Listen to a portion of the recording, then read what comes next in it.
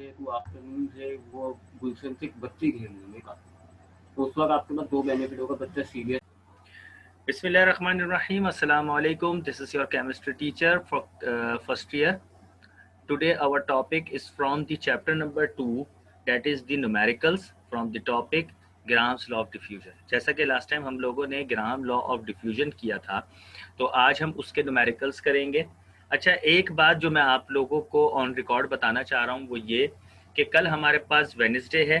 कल आप लोगों का जो चैप्टर नंबर 1 के एमसीक्यूज की टाइम लिमिट थी वो कल ख़त्म हो रही है, तो आप लोग कल तक मुझे जो है वो व्हाट्सएप पे एमसीक्यूज लिखकर उसके करेक्ट आंसर पेंसिल से टिक लगा कर दीजिएगा, ठीक है। अच्छा, ये मैं आपसे क्यों कह रहा हूँ लिखने की, इसकी एक वजह है। वजह ये है कि अगर आप लोगों के पास कंप्यूटर है, उसमें आप फाइल सेव कर सकते हैं, या अगर आप प्रिंट निकाल सकते हैं तो ठीक है, फिर आपको लिखने की ज़रूरत नहीं है। लेकिन अगर आपके पास इस तरह का मटेरियल यानी कि प्रिंट या सेव का मटेरियल नहीं है, क्योंकि मोबाइल पे सेव नहीं हो सकता। मोबाइल पे तो आप सेव कर लेंगे, 2 महीने बाद 3 महीने बाद मोबाइल की मेमोरी इतनी ज़्यादा हो जाती है, या बैकअप हो जाता है, या फिर वो रीस्टोर हो जाता है, तो वो उड़ जाती है सारी गैलरी वगैरह से। तो आप लोग जो है वो उसको अपने पास लिख लें। लिखने से ये फ़ायदा होगा कि एक तो आपको जब आप उसके आंसर लिखेंगे तो आपको याद भी हो जाएगा। दूसरी बात यह है कि आपके पास रिकॉर्ड हो जाएगा। चैप्टर नंबर 1 के 35 एमसीक्यूज हैं, वो आप लिख लीजिएगा, पेंसिल से टिक मार्क कीजिएगा, फिर मैं आपको उसकी आंसर की भेजूंगा। और जब मैं आपको उसकी आंसर की भेजूंगा तो फिर आप उसमें से मैच कर लीजिएगा कि कितने सही हैं आपके और कितने गलत हैं। ये बात, एक तो पहली बात ये हो गई, ठीक है। अच्छा, हमारे पास अभी माहिन ने भी ऐड किया है। माहिन, मैं अभी इन लोगों को बता रहा था कि कल एमसीक्यूज आप लोगों ने मुझे सबमिट कराना है।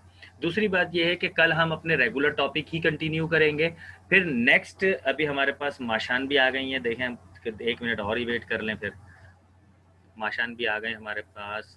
माशान इज ज्वाइनिंग।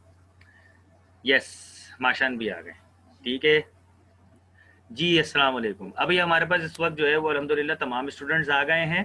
मैंने अभी अपने टॉपिक का आगाज़ नहीं किया, मैं आपको थोड़ा सा इंस्ट्रक्शन दे रहा था। इंस्ट्रक्शन नंबर 1 ये थी कि बेटा कल तक आप चैप्टर नंबर 1 के जो एमसीक्यूज़ हैं उसको अपनी कॉपी पे लिख कर उसको पेंसिल से टिक मार्क कीजिएगा, फिर मैं आपको आंसर की भेजूंगा, आप उसको भी चेक कर लीजिएगा कि कितने एमसीक्यूज़ आपके करेक्ट हैं, कितने रॉन्ग हैं।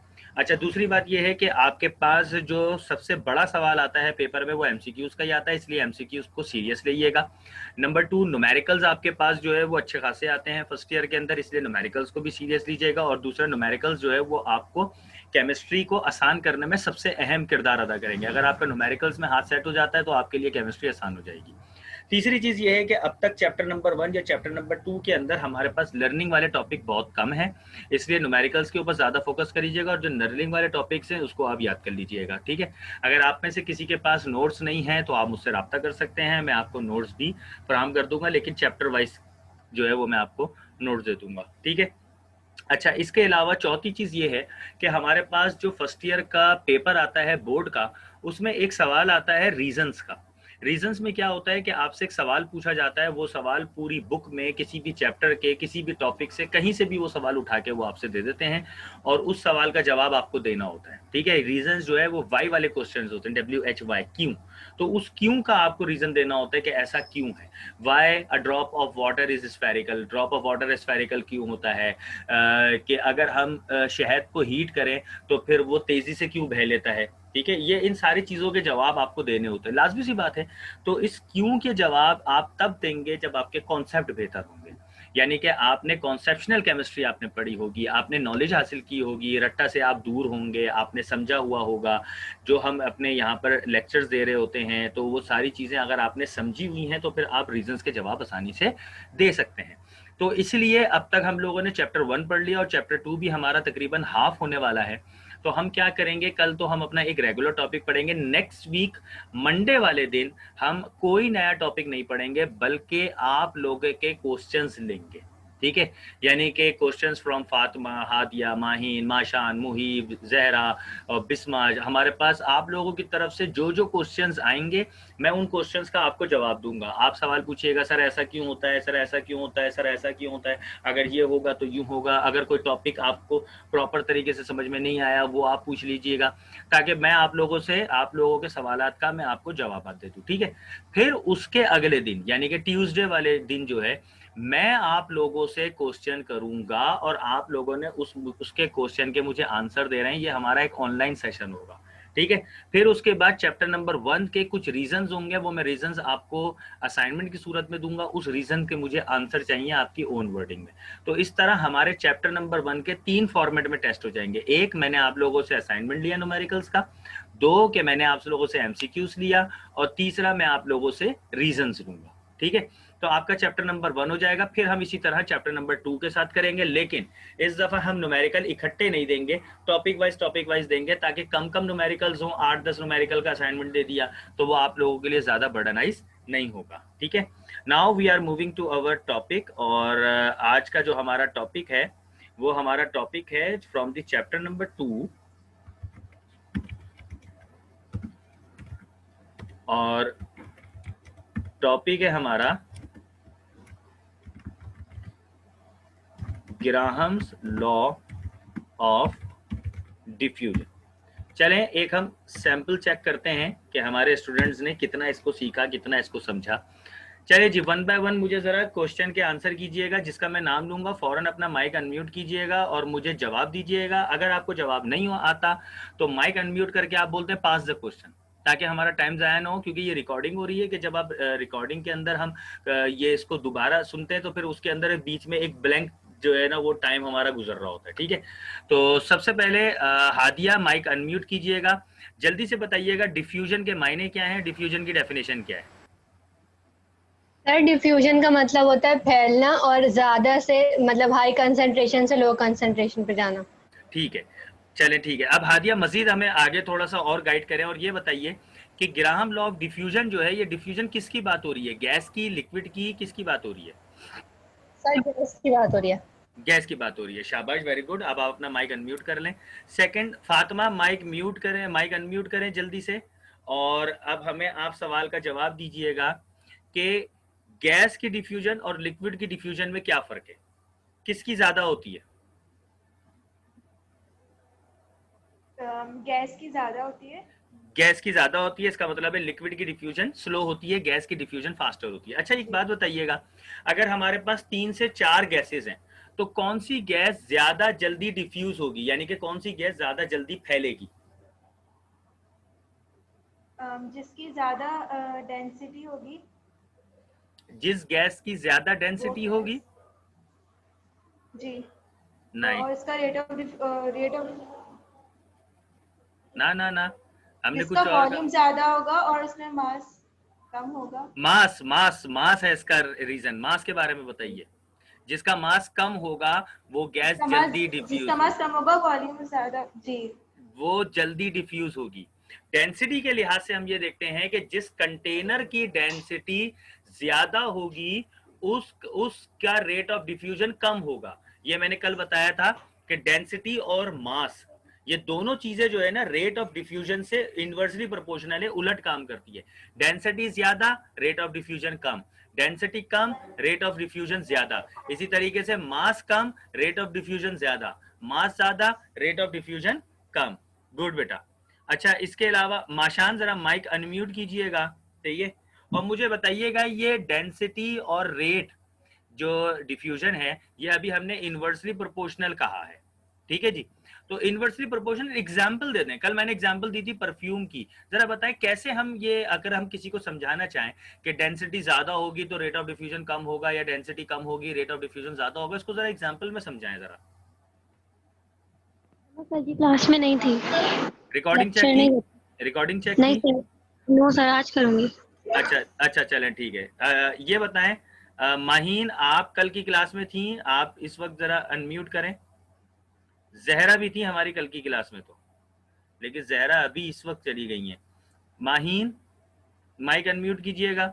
ये बताएं आप इस सवाल का जवाब देंगी या पास करेंगी कि डिफ्यूजन और रेट ऑफ डिफ्यूजन और डेंसिटी, इसके ऊपर एक एग्जांपल पेश की थी मैंने। यस सर, लेकिन मुझे सही से वो क्लियर नहीं हुआ था तो मैं सोचा आज आपसे पूछूंगी। अच्छा चले, अच्छा हुआ आपने अभी अभी बता दिया। Muhib, will you give us the answer.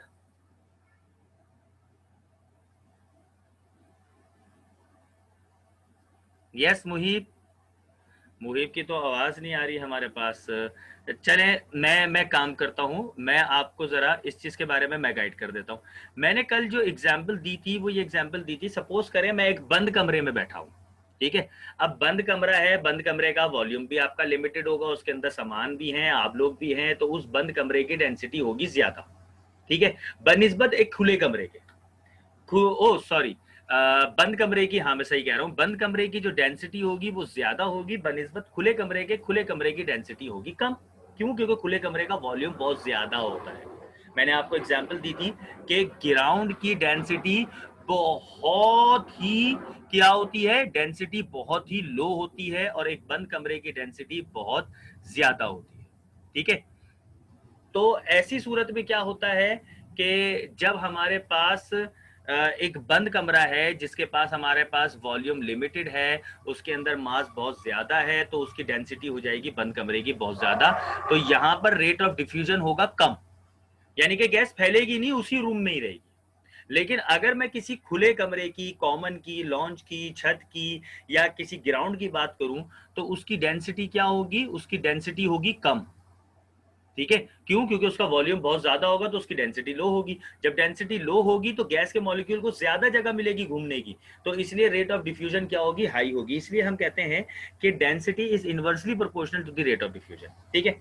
अच्छा, कल हम लोगों ने रेट ऑफ डिफ्यूजन का जो फॉर्मूला पढ़ा था, वो हमारा फॉर्मूला क्या था कि R1 divided by R2 is equal to under root D2 divided by D1।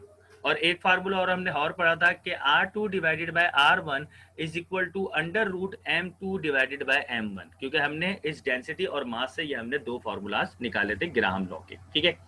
आज हम एक काम करते हैं, आज हम एक प्रॉब्लम पढ़ते हैं, प्रॉब्लम नंबर 1, ठीक है, जो आपकी बुक की पेज नंबर 47 पर मौजूद है। आज हम ये वाली प्रॉब्लम करने जा रहे हैं। ये प्रॉब्लम है क्या? The ratio of the rate of diffusion of two gases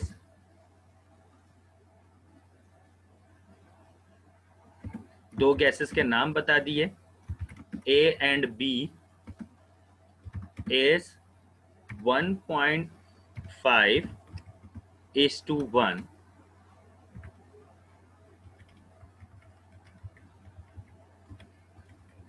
ये दो गैसेस के रेशो बता दिए। If the relation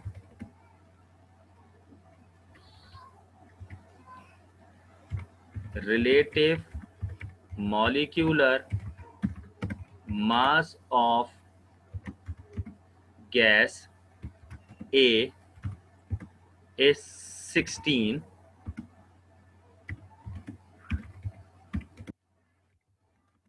find the molecular mass of gas B।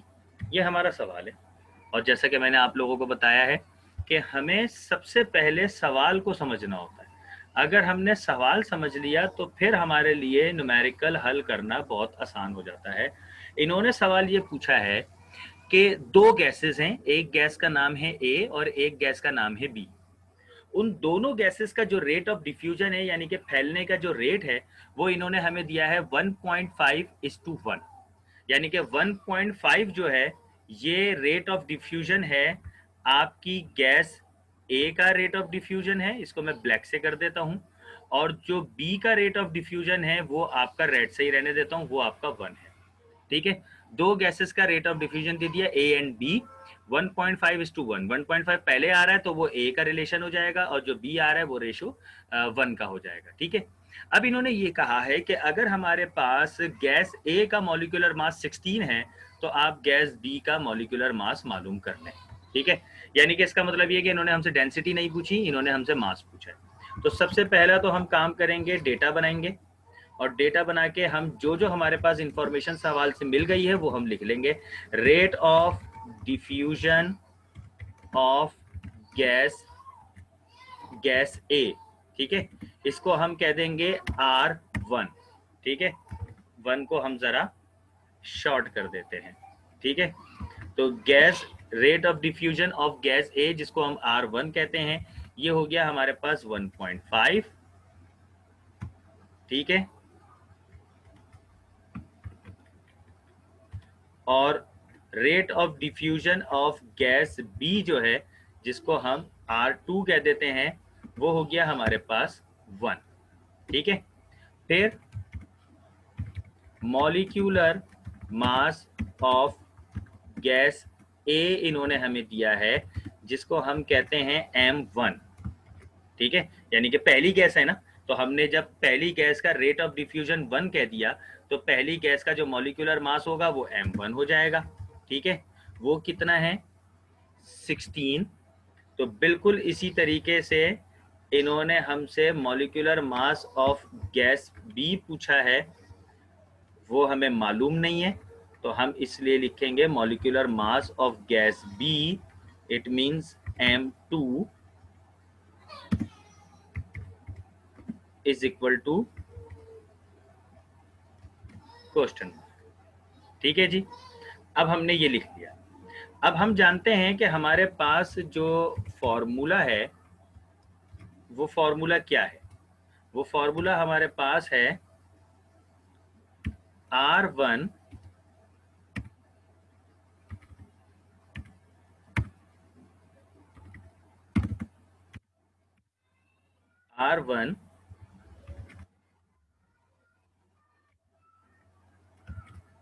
इसको हम जरा शॉर्ट कर दें, डिवाइडेड बाय R2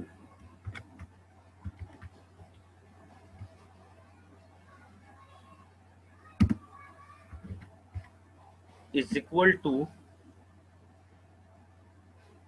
इंसर्ट में जाके हम जरा अंडर रूट का निशान लें,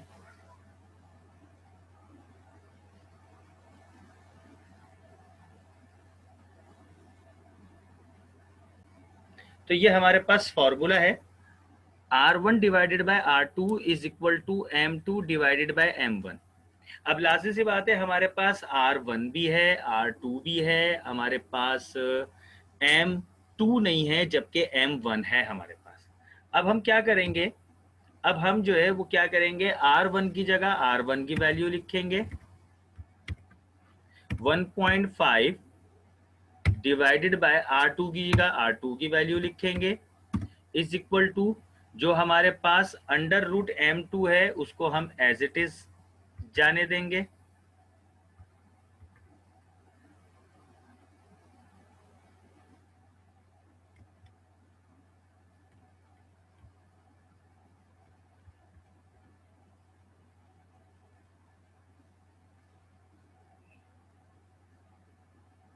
ये पेन वाला आज कंप्यूटर होता ना तो वो ज़्यादा सही रहता। आज ही के दिन मैंने वो पेन वाला कंप्यूटर यूज़ नहीं किया, खैर चले कोई बात। ये M2 एज इट इज़ रहने दिया हमने, और M1 हमारे पास कितना था? M1 हमारे पास था 16, लेकिन 16 का भी हमने अंडर रूट लिया है, क्योंकि M1 भी हमारे पास अंडर रूट में था, तो इसलिए 16 का भी हमने क्या कर लिया? अंडर रूट ले लिया, ठीक है। अच्छा जी, अब ये जो अंडर रूट है, अंडर रूट खत्म करने का एक तरीका होता है। ये जो अंडर रूट होता है इसको हम स्क्वायर रूट कहते हैं। हम क्या करेंगे, हम एक सिंपल स्टेटमेंट लिखेंगे कि taking square on both side. अब हम क्या करेंगे, हमने स्क्वायर ले लिया पूरी बोथ साइड में, तो अब उसके बाद हमारे पास इक्वेशन कुछ इस तरह की बन जाएगी कि ये जो हमारे पास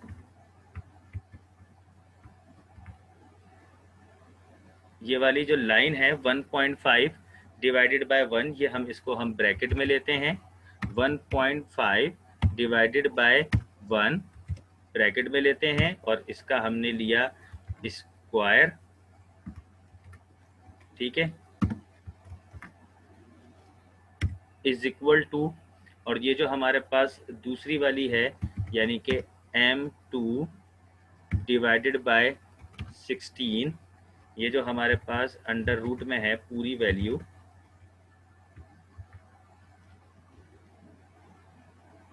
इसको हम एक ही बड़े से अंडर रूट में ले लेते हैं। जब ये दोनों वैल्यू एक साथ है ना तो ये एक ही अंडर रूट में चली जाएंगी, और इसको भी हम क्या करेंगे, इसको भी हम ब्रैकेट के साथ स्क्वायर में ले लेंगे हम। ये एक मैथमेटिक्स का तरीका होता है, आप लोगों को मालूम है कि जब हम अंडर रूट खत्म करते हैं तो हम स्क्वायर लेके वैल्यू को खत्म करते हैं। अब क्या होगा, इस स्क्वायर के साथ